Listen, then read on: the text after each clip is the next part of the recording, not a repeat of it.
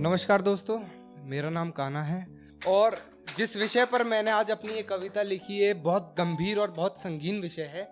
ये उस बाप के दर्द की कहानी है जिसकी बेटी का बलात्कार हो जाता है। और मैं चाहता हूँ आप भी उसी जोश और उसी दर्द में सुने जिस जोश और दर्द में मैंने ये कविता लिखी है कि एक बाप नहीं चाहता उसके घर में एक बेटी आए जो सिर्फ वो दे सकती है ऐसी खुशियों की पेटी आए। वो नहीं चाहता उसके घर में भी एक परी हो जो नन्ही सी मुस्कान लिए उसके सामने खड़ी हो। वजह ये नहीं है वो उसे पढ़ाएगा कैसे, वजह ये भी नहीं है उसकी शादी कराएगा कैसे, वजह कुछ और है। वजह यह है कि कहीं उसकी इज्जत तार तार ना हो जाए। उसे डर है कहीं उसकी बेटी का बलात्कार ना हो जाए। उसे डर है कहीं उसकी बेटी का बलात्कार ना हो जाए। अरे कोई नहीं समझता इस पीड़ा इस दर्द को, उसके शरीर के निशान, उसके बहते हुए रक्त को, क्योंकि हम तो मसरूफ रहते हैं अपनी ही बातों में। अरे हमें क्या मतलब कितना तनाव है हालातों में, हमें क्या मतलब किस बहन बेटी की इज्जत लूटी गई। हमारे घर की इज्जत तो सुरक्षित है ना हमारे हाथों में। अरे और कुछ नहीं तो हम हिंदू मुस्लिम का मसला उछाल देते हैं। अरे दो चार तुम हिंदू मार दो, दो चार हम मुसलमान मार देते हैं, क्योंकि बेटी के मामले में तो गलती बेटी की ही रही होगी, लड़के ने नहीं, लड़की ने ही जबरदस्ती की होगी। अरे शर्म करो ये कहने वालों, ये इज्जत बाजार में नहीं बिकती। अरे तुम्हें लड़की के छोटे कपड़े दिख जाते हैं, अपनी छोटी सोच नहीं दिखती।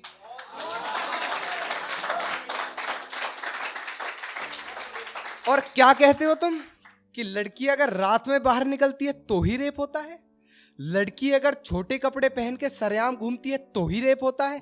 तो मेरी बात ध्यान से सुनना कि बाहर निकलने की क्या जरूरत है जब घर में ही 8 महीने की बच्ची का बलात्कार हो सकता है, और किसी बाहर वाले की क्या जरूरत है जब उसका रिश्तेदार गुनहगार हो सकता है।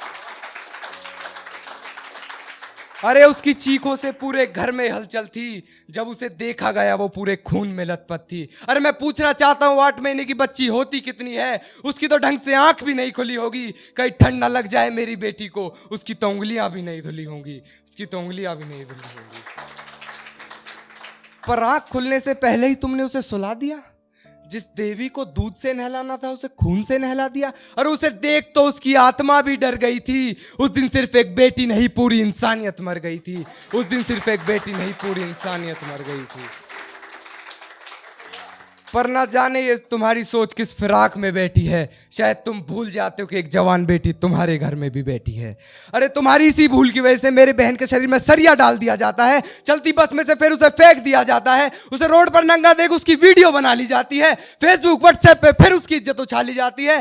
पर साहब वो तन से ही तो नंगी थी, मन तो उसका जिंदा था, एक चुन्नी तक नहीं उड़ाई गई। उस दिन मर्द शब्द अपने आप में शर्मिंदा था।